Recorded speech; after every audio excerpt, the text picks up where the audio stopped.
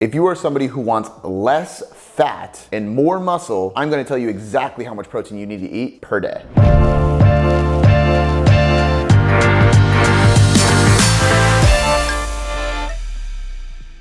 What is up, guys? Cody McBroom here. If you've been here before, thank you for returning for another video. If you are new to the channel, make sure you hit the like button, hit the subscribe button, and the little bell so you get notified every time we drop a new video.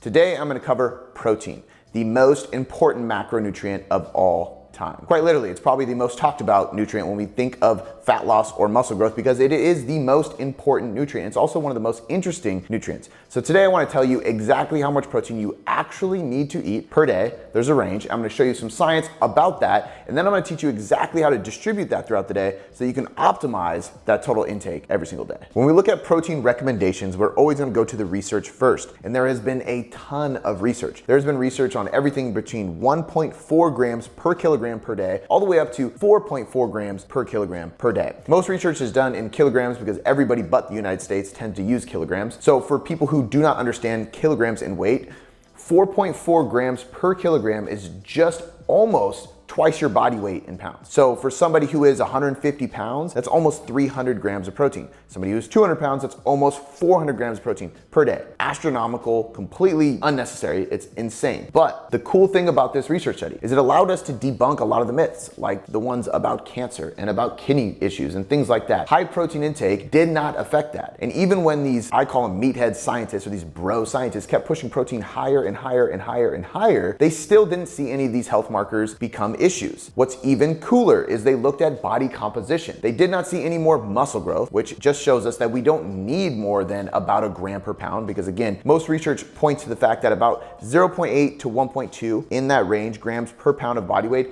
is probably the sweet spot. So it's about your body weight in grams. It's the easiest way to do this. And that's probably the biggest take home of the video. Take your body weight, eat that in protein, you'll be golden. Now, what they saw with the body composition in this ultra high protein group was that they saw the same exact results from fat loss. They've even had overfeeding studies, not quite at 4.4 grams per kilogram, that showed more fat loss when consuming higher protein, even when calories were higher. But the interesting thing about the super high protein intake, the 4.4 grams per kilogram, is that they did not gain any extra body fat despite being in an 800 calorie surplus compared to the other group. They were eating 800 calories more and they didn't gain weight, which kind of defies the law of thermodynamics. I don't want to throw that out there because that's a bold statement, but there's no reason to explain this because the thermic effect of food just isn't that great. However, what we do know is that it is extremely hard to store protein as body fat, which is one of the main reasons why we should have a high protein diet when dieting, because it allows us to stay satiated without any negative consequences of ruining our fat loss progress. Most of the other research looking at protein intake with resistance trained individuals, so people who are trying to lose fat or build muscle,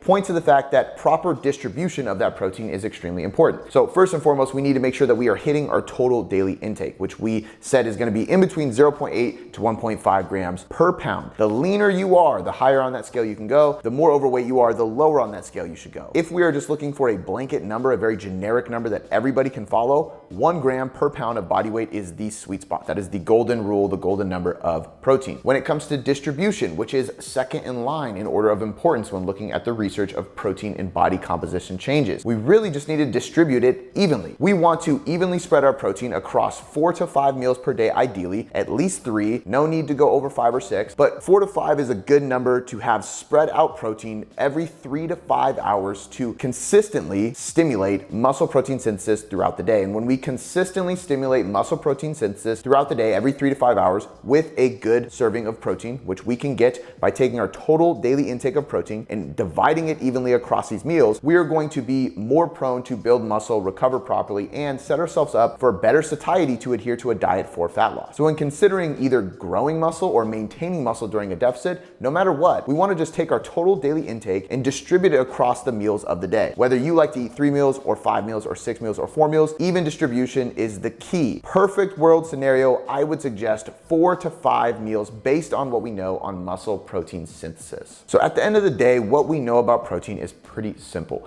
We want to consume about 1 gram per pound in general. We can spread that range out depending on how big of a diet you're in, or if you're in a muscle growth phase, if you have a lot of weight to lose or a little bit of weight to lose, and we can make that range about 0.8 to 1.5 grams per pound. Then we want to distribute that protein into 4 to 5 meals, ideally evenly spread throughout the day to maximize muscle protein synthesis. The research has shown us that this is going to be favorable, and it has also showed us that too low of protein is going to cause us less positive results. So we're going to build less muscle and probably not burn as much fat if we go below that 0.8 in protein per day. However, going much above that isn't going to stimulate much better fat loss or muscle growth. However, there are 0 downsides. So if you like to eat more protein and you want to just be sure that you can maintain all the muscle that you have built during your previous phase before the diet started, there's no reason not to go over 0.8 to 1 gram per pound, because it's not going to cause any health risks. It's definitely going to help you maintain muscle. It's going to improve your satiety because it's the most satiating nutrient there is. There's a high thermic effect of feeding, so you will burn more calories digesting and breaking down protein than other foods. And if all of these things are working together, you are more likely to be consistent with your diet. So all in all, protein is pretty damn important, and those are the fundamental principles in your protein intake. If you like this video, hit the like button, make sure you are subscribed to the channel, and you hit the little bell to get notified every time we drop a new video. And if you have any questions whatsoever, drop us a comment and I'm happy to help. I'll catch you next time.